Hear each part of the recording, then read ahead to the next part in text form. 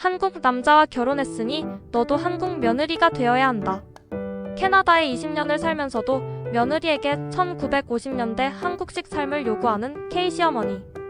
아기 이름을 점집에서 받아오겠다며 우기는 시댁.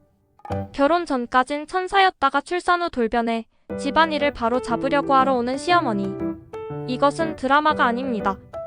해외 커뮤니티 레딧에 실제로 올라온 외국인 며느리들의 생생한 증언입니다. 오늘은 한국 시어머니와 외국인 며느리 사이에서 벌어진 문화 충돌 사례 10건을 확인해 보겠습니다.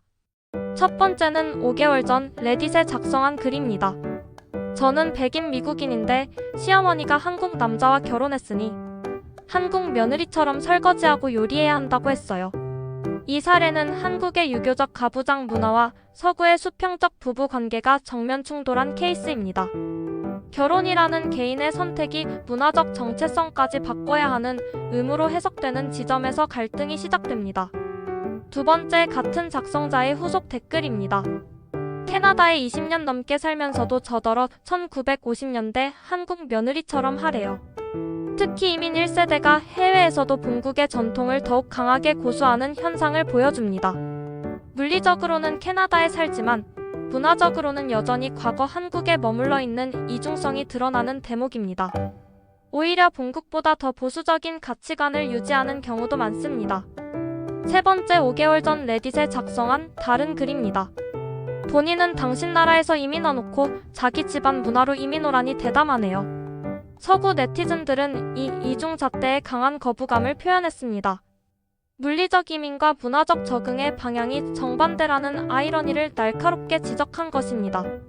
자신은 현지 문화에 적응하지 않으면서 며느리에게만 일방적 동화를 요구하는 모순이 부각됩니다. 네 번째는 7개월 전 작성한 K 시어머니에 대한 글입니다. 한국인 시댁의 또 다른 희생자네요. 아기 이름은 비밀로 했어요. 시어머니가 점집 가려 해서요. 장명의 사주와 성명학을 중시하는 한국 문화가 서구인에게는 미신적 개입으로 받아들여진 경우입니다. 특히 자녀의 이름을 짓는 것은 부모의 고유한 권리 영역인데 여기에 시댁이 개입하는 것에 대한 거부감이 컸습니다. 문화의 차이를 넘어 경계 침범의 문제로 인식된 것입니다. 다섯 번째, 7개월 전 레딧에 남긴 K 시어머니에 대한 다른 조언 글입니다. 한쪽 귀로 듣고 흘리세요. 웃으며 고개 끄덕이고 당신 방식대로 하세요. 체면을 세워주면 삶이 쉬워져요. 흥미롭게도 아시아 문화권에 익숙한 외국인은 체면 세워주기 전략을 제안합니다. 직접 충돌보다 우회적 대응이 효과적이라는 실용적 조언입니다. 겉으로는 수용하는 척하면서 실제로는 자신의 방식을 고수하는 이중 전략이라고 할 수 있습니다. 여섯 번째, 7개월 전 한국 시댁 이야기를 공유한 경험 글입니다. 시댁이 한국식 이름을 붙였지만 법적 이름은 우리가 정해서 괜찮아요. 이 사례는 성공적인 타협의 한 형태를 보여줍니다. 공식 이름과 가정 내 호칭을 분리함으로써 양측의 요구를 절충한 케이스입니다. 시댁은 한국식 이름을 부를 수 있고 부모는 원하는 법적 이름을 확보하는 윈윈 전략이라 할 수 있습니다. 일곱 번째, 1년 전 작성한 한국 시댁 K 시어머니에 대한 부정적이고 강경한 반응 글입니다. 당신은 과민 반응하는 게 아니에요. 만약 그녀가 오지 않으면 정말 좋아요.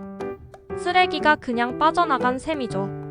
서구 문화권에서는 가족이라도 피해를 준다면 관계를 단절하는 것이 정당하고 건강한 선택이라고 생각한다고 합니다. 한국의 가족은 참고 견뎌야 한다는 관념과 극명하게 대비되는 지점입니다. 혈연보다 정신 건강을 우선시하는 서구적 가치관이 드러납니다. 여덟 번째, 1년 전 레딧에 남긴 신랄한 질문입니다. 당신을 타이를 때 표정이 시큰둥해요? 그녀가 당신의 수학 선생님인가요? 성인 며느리를 훈육 대상으로 보는 시각에 대한 비판입니다. 한국의 수직적 가족 관계가 서구의 독립적 성인 개념과 충돌하는 지점을 날카롭게 지적했습니다. 성인 간의 관계는 평등해야 하며 나이나 지위가 타인을 교정할 권리를 주지 않는다는 서구적 관점이 반영되어 있습니다. 아홉 번째, 1년 전 레딧에 제시한 또 다른 가설입니다. 황금 규칙, 아시아 시어머니들은 자신의 며느리를 좋아하지 않는 내장된 시스템을 가지고 있는 건가요? 농담조이지만 며느리를 경쟁자로 인식하는 구조적 갈등을 언급한 것입니다.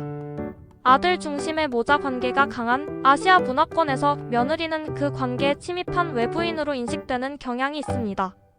개인의 성격이 아닌 문화적 구조 자체가 갈등을 만들어낸다는 관찰입니다. 마지막 10번째, 레딧에 1년 전 공유한 한국 시댁과 K 시어머니 관련 전형적인 패턴 글입니다. 결혼 출산 전까진 좋아하는 척하더니 이후엔 집에 와서 저를 타일렀어요.